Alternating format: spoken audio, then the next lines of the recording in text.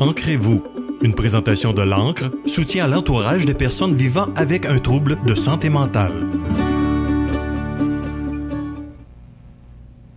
Je vous souhaite la bienvenue à cette autre chronique Ancrez-vous. Je suis en compagnie de Jessica Fortier-Lavallée, intervenante psychosociale à l'ANCRE. Jessica, bonjour. Allô, Michel. Jessica, on est encore en période de vacances parce que, bon, aller jusqu'à la fête du travail, on peut dire que l'été, c'est une période de vacances. Et là, justement, je suis surpris un peu du sujet aujourd'hui. Oui. Qu'il peut y avoir une déstabilisation par rapport aux vacances au niveau de la santé mentale. Ben oui. Voyons donc. Oui, tout à fait, parce qu'en fait, on le voit beaucoup. Tu sais, dans l'été, c'est une période qui peut être très déstabilisante, qui peut être très difficile pour certaines personnes. Pourquoi? Ben, c'est beaucoup parce que il y a tout ce changement de routine-là.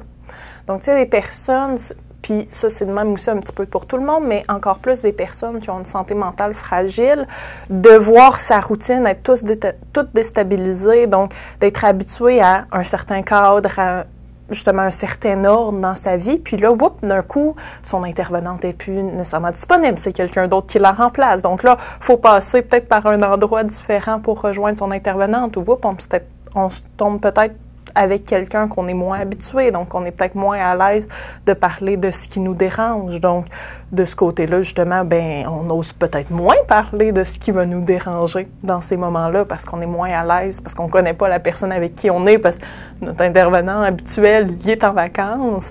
Donc, justement, tous ces changements-là, ben, ça peut venir à ce que les personnes ça peut être le cas pour tout le monde, mais particulièrement les personnes qui ont des troubles de santé mentale, ben, de venir s'isoler un petit peu plus, de justement moins parler de leurs difficultés, donc se retrouver à ce que les difficultés deviennent plus intenses.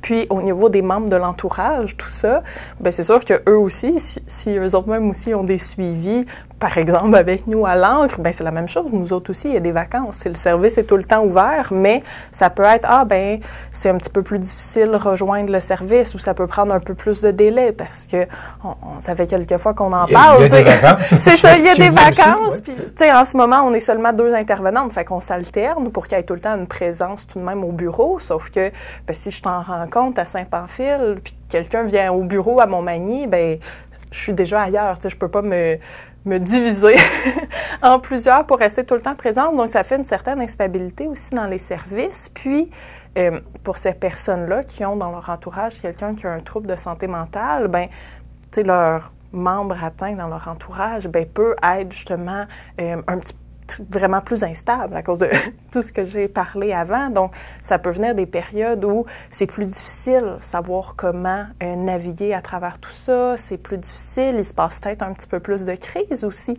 Parce que toute cette instabilité-là peut mener à, ben, ça l'explose un petit peu plus, ou ça bouge un petit peu plus à ce niveau-là. Donc, souvent, ce qui est important, là, parce que là, ça, c'est le portrait de ça, à quoi ça peut ressembler, mais ça veut pas dire qu'il faut que ça reste comme ça ou qu'il n'y a rien à faire. T'sais.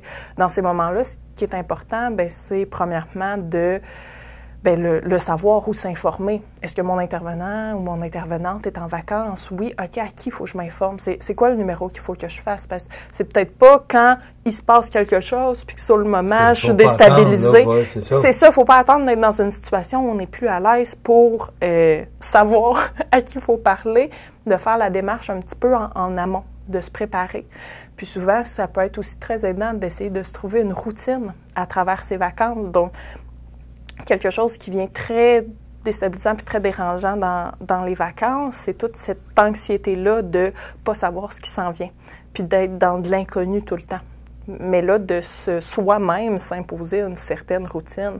Donc, de dire, OK, c'est des vacances, je suis pas habituée, c'est pas la même personne, mais regarde, moi, je vais appeler pour savoir les disponibilités de l'intervenant qui remplace mon intervenant habituel. Comme ça, j'ai en tête, tu sais, je me suis quand même cadré à un certain endroit, je sais quand je peux appeler si ça va moins bien, ça va être quoi ses disponibilités, puis si justement l'intervenant de remplacement n'est pas disponible, bon, ben je peux toujours appeler le 811, je peux toujours, tu sais, il y a d'autres numéros quand même. Il y a des ressources, il y a d'autres ressources. Exactement, il y a d'autres ressources, puis de se préparer à ça.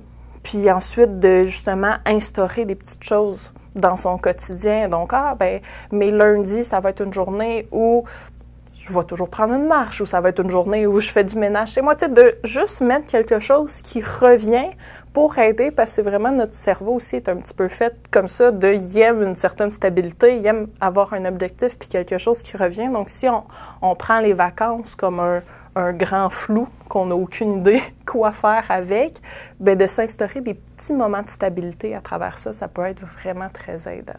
Est-ce que stabilité ou déstabilisation ou routine et changement de routine, est-ce que tout ça va ensemble? Est-ce que, justement parce que tu as parlé beaucoup de changement de routine, oui. Est-ce que le changement de routine signifie la déstabilisation? Ou peut signifier? Signifier. Ou pourrait, je vais le dire, cherche le bon temps des verbes, là, mais est-ce que ça pourrait être déstabilisant? Oui, puis ça, en fait, ça l'est pour beaucoup de personnes. Donc c'est dangereux, la routine? C'est pas nécessairement la routine qui est dangereuse, mais dans le fond, la routine, souvent, va permettre, puis là, routine, je le prends au sens très large, parce que ma routine ne sera pas nécessairement la même que pour toi, puis une personne qui a justement un trouble de santé mentale, ben va peut-être avoir besoin d'une routine qui est très différente de la mienne. Tu sais, des routines, c'est très différent, puis ça peut être plus ou moins lousse, là, dépendamment de notre besoin puis notre niveau d'aise avec tout ça. Mais dans le fond, la routine, c'est quelque chose qui nous stabilise aussi, qui stabilise notre état mental, qu'on sait très bien à quoi s'attendre. Pas obligé d'être atteint de santé mentale. Là, exactement, là, pour tout le monde. Puis même, tu sais, pour, justement, nous, on travaille à l'encre avec les proches qui ont quelqu'un, justement, qui a un trouble de santé mentale. Bien, ces proches-là, souvent, peuvent se retrouver, tu sais, c'est de quoi qu'on va recommander quand même d'essayer de retrouver une certaine stabilité, de se remettre une routine, de pas toujours aller répondre à toutes les demandes ou tous les changements d'humeur de la personne atteinte qui sont proches d'eux, parce que faut qu'eux aussi, pour leur bien-être, qu'il y ait une certaine routine. Donc, oui, il va y avoir des imprévus. Il ne faut pas rester rigide non plus dans sa routine. Oui, il va y avoir des imprévus. Oui, c'est correct de changer notre routine un peu, sauf que de passer on a une certaine routine. T'sais, par exemple, dans ma routine, c'est je travaille de tel jour à tel jour. C'est mon habitude. Le soir, j'ai certaines choses que je vais faire, mais j'ai pas une routine à la minute précise. Là. C'est correct d'avoir un certain lousse dans sa routine, mais de changer de routine ou de tomber que, on avait une routine, puis là, d'un coup, on n'en a plus, mais c'est très déstabilisant pour tout le monde. Ça peut faire du bien, des fois, de décrocher puis d'avoir un certain temps où, tu sais, je pense aux gens qui ont travaillé tout le long des vacances puis qui ont juste eu une semaine ou 2 semaines de congé, bien de se dire « Oh non, je fais rien dans ma semaine de congé, tu sais, je veux juste tirer la plug, me mettre à off puis rien faire. » Bien, c'est correct aussi, tu sais, on a le droit à ces moments-là. Sauf que ça peut venir très déstabilisant pour quelqu'un, justement, qui a une plus grande fragilité en santé mentale. Ou en général aussi, parce que là, oui, c'est les vacances, mais il y a aussi la rentrée scolaire qui s'en vient. Donc, ça aussi, ça peut être déstabilisant. Parce que là, on passe de, les jeunes étaient habitués, il y avait leur routine, là, il y a eu la fin d'école. Là, l'été, il y a toute la période d'habituation, il y a une nouvelle routine qui finit par s'installer. On change la routine à la fin des classes, puis là, il faut changer de routine pour la rentrée des classes. Exactement. Puis pour beaucoup de jeunes en particulier, ça peut être aussi très anxiogène, là, on va retomber dans un nouveau groupe, on connaît peut-être pas tout le monde, est-ce qu'on va être avec nos amis? Il y en a qui commencent justement des nouvelles classes, qui changent d'école. Tu sais, toute cette nouveauté-là peut être très déstabilisante, mais c'est justement de se mettre des points de repère. C'est de se trouver des trucs à tous et chacun. Donc, OK, moi, je vais garder, même si là, tout le reste est déstabilisant, je trouve ça difficile, telle journée, je vais faire ça, ou je vais continuer quand même pour moi à l'interne, tu sais, sans nécessairement que ce soit quelque chose qu'on fait, mais pour moi à l'interne, je vais me prendre des petits moments où je suis peut-être très déstabilisée, mais je vais me recentrer sur moi-même, je vais respirer un peu, prendre le temps de me ramener sur le moment présent.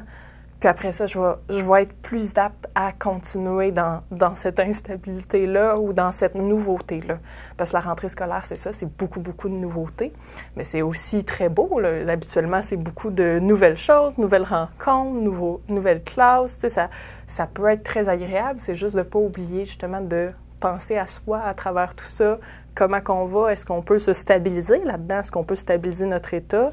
Si on ressent de l'anxiété, peut-être de justement d'y penser puis de se dire OK, en ce moment je me sens de même, fait que je vais prendre un temps, je vais me calmer puis je vais avancer après. Et ça peut ne pas être agréable non plus. ça peut ne pas être agréable. Il y a pour des personnes pour qui c'est super agréable, puis des personnes où c'est très, très difficile la rentrée scolaire, et c'est correct. C'est correct que ça soit difficile.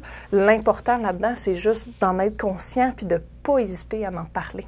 Il y a plein de ressources, il y a plein de gens qui sont là pour ça, pour aider, pour justement donner des outils pour comment ça pourrait mieux se passer. Et Jessica, on en revient toujours à la même conclusion, de ne pas hésiter à en parler. Exactement. Ces gens-là sont là pour vous. Alors, pourquoi ne pas profiter de tous les services professionnels qui peuvent vous offrir de l'aide aussi? Oui, avec exactement. un grand A. Merci beaucoup. Jessica Fortier-Lavallée, qui est intervenante psychosociale à l'ANC. Vous pouvez la rejoindre au 248-0068, poste 103. De toute façon, vous appelez à l'ANC et il y a 2 intervenants qui sont là, Jessica. Et l'autre personne? C'est Nadine. Nadine. Oui. Et voilà. Merci beaucoup. On se retrouve le mois prochain. Oui. Merci. Ça complète. Ancrez-vous. Une présentation de l'ANCRE, soutien à l'entourage des personnes vivant avec un trouble de santé mentale.